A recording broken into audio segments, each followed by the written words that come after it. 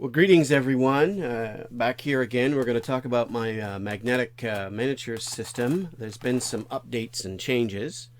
So I'm going to start with more or less my basic original. It's a little difficult to see because I don't have any of my original flats. But on this draft horse team, you can see the base is made of some plywood. The bottom here, well, you can just see that little dot right there. That is a neodymium magnet. Now, when I combine it with my other neodymium magnet miniature system, you can see here I've got a Russian foot battery for Napoleonics. And the base is a piece of 20 gauge sheet steel that has a whole bunch of those neodymium magnets on it. And I call them my angle irons. I have an angle piece here of sheet steel. Pop a couple magnets off, doesn't need quite so many, that I utilize for my tag system. So I have these pieces of magnetic paper. They come in full sheets. Nowadays I print a sticky sheet to go on top of it so I don't utilize the magnetic. You can see it jumped right up on there. Magnetic paper on the tag. And then between the magnets and the individual miniatures, I have a sheet of what the old-fashioned grass paper. This was actually my tabletop original covering. I had a green painted 5/8 sheet of plywood, and I would lie this paper on top of it, and they build my models on top of that. So I have a whole bunch of this paper, and when I moved to my cloth covering system, didn't need it anymore. So you can see how strong the magnets are. It jumps right onto the tag holder, which is a bit of an angle there. But the reason for that is that it stands up. I can now see what that is. And I can identify this. And obviously, game-specific information can be printed on there. And I don't necessarily have to use this only as an artillery battery. I'm just going to quickly check where my strongest collection of magnets are. And you can see all the miniatures literally jump onto the base on their own.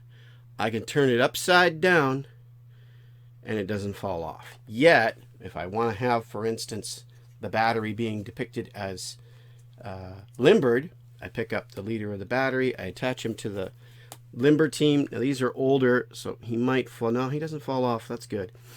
These first magnets I got, they were not true strong neodymium magnets, so they're a little weaker. And you can understand once I started moving around to different systems, I didn't want to have magnets that would drop the miniatures off. And by switching to the sheet steel, I'm able to have the miniatures in any pattern, the magnets in any pattern that I want. So I had made a few, about 100 of these 3-inch by 3-inch bases, and then about 1,000 of these 2-inch by 1.5-inch bases, and I use them for the infantry. Now these measurements all came from a game system called Shaco, and they measured up exactly in a 25mm scale also for Napoleon's battles. As you'll see when I get into a little further into the video here, I have switched how I manipulate and manage the miniatures on the bases. But for my infantry formations, I use this, and you can see again, it's a little sheet of magnetic sticky paper. I just printed right on it what I wanted. And then for my troops, it's the same thing. There's a few magnets that are sitting on the base. Angle that so you can see the magnets. Just a sheet of paper between the men and the magnets. This system will also allow you to switch what's on the surface of the base. For one game, I did Allow, and I put all of the miniatures in snow. It took me about an hour and a half to do the switch from grass to snow, and yet they were all available for immediate action. And then switching back, all of these miniatures were in that game, including this limber horse. You can see there's no indication that they were ever standing in snow.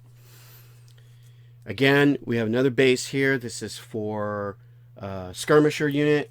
I got some Russian Yagers on here. Very simple. This is a 3-inch base.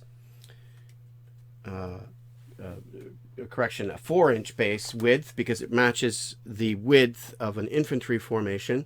So 1.5, 1.5, 1.5. So it's a 4.5 inch, 4.5 inch wide base by a 1/2 inch, because those are 2 inches. And then you can see that they all stand on there wonderfully. And again, I could turn it upside down. The men don't fall off. What's happened recently, and the reason why I'm switching and showing off some of this other video activity, is I've started utilizing the bases for the infantry. So this is an infantry, same size base as the infantry here. Okay. And by having a slightly larger fender washer underneath my, and why do I put the fender washers on there? Why is there a fender washer? The fender washer's on the bottom of every one of the miniatures. That's to turn the pewter or lead non-ferromagnetic miniature into a ferromagnetic miniature that will then stick to the neodymium magnets. So I can put that on there, and I have a messenger now for a command stand. And again, the command stand, we've got a little paper tag on here. This is one of my new style. It's the same magnetic sheet. However, this is just a piece of full sheet sticky label that I run through a printer, and I can then identify information. And again, the information you put on there can be anything.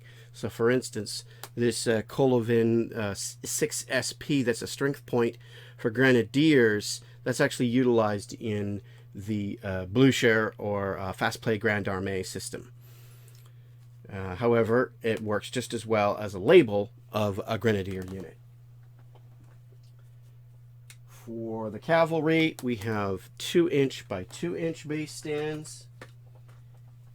And the same thing, it's just a repeat of a pattern. Sticky paper. I add a few more magnets because the horses are a bit heavier, and I find that it's better to give them a little more strength. Same thing, the bottom of these home cast lead miniatures is these fender washers.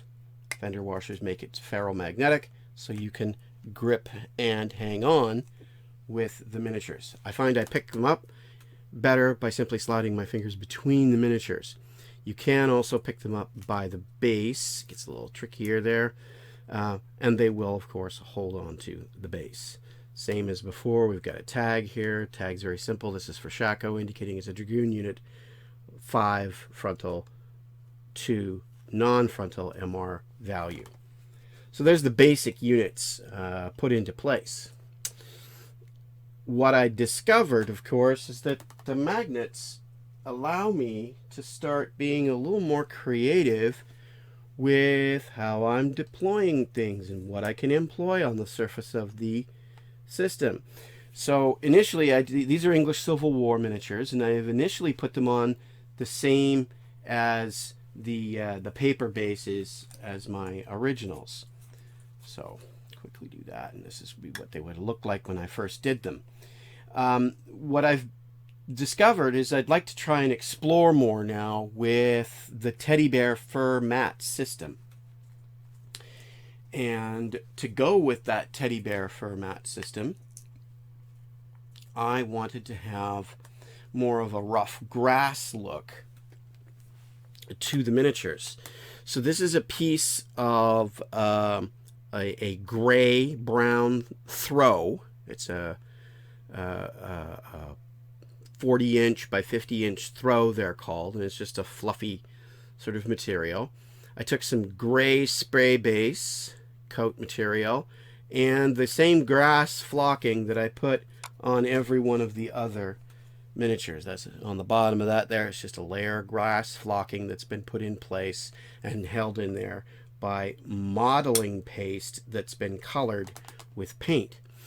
So here we've got the gray. I'm sure you can see a little bit of it. It doesn't have any grass on there in the corner. And then while the paint was still wet, I deployed a whole bunch of the grass flocking material onto that surface. And then with a few magnets, now they're standing on more of a rough grass surface. Now, why am I showing you that? Well, I am shifting now to a different kind of tabletop surface mat. This tabletop surface mat that you see me exposing more now, this is the background here. Oh, there it is. There's a few tiny white flecks of the old snow from 13 years ago. This particular piece of matting hasn't been used a lot. It's kind of smaller. So I'm not surprised that a few of the white snow pieces managed to stick around on it. So what I've done is I am switching now to a grass mat surface. And as you can see here, that's it. This was just sitting underneath. It has a texture to it, and it's just a blanket. It's a sort of a fuzzy throw blanket that I purchased online for, I think it was about $35. A whole lot less than many of the mat systems that other people are utilizing. By the way, this throw that I got here, I got it at the dollar store, so I think I paid $2 for it. Now we can see a more of an English Civil War force being deployed here. Just going to get it on there for visual sake, so you begin to see what the effect can be like of a whole unit. And here, it's the same infantry base, but what I've done is I've turned the men 90 degrees. So for a Napoleonic situation, that would be the front or back, right? And then that would be the sides of it. But what I've done is I've turned it 90 degrees. My grass on there.